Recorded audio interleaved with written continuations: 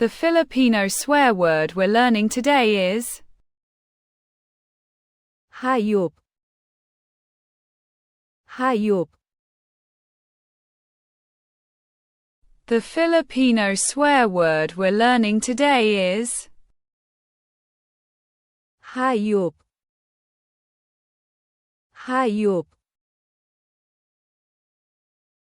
Ang salitang mura sa Filipino na pinag-aaralan natin ngayon ay hayop. Ang salitang mura sa Filipino na pinag-aaralan natin ngayon ay hayop. The Filipino swear word we're learning today is hayop, hayop. The Filipino swear word we're learning today is hayop, hayop.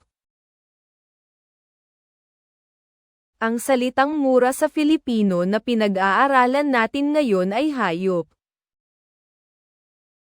Ang salitang mura sa Filipino na pinag-aaralan natin ngayon ay hayop.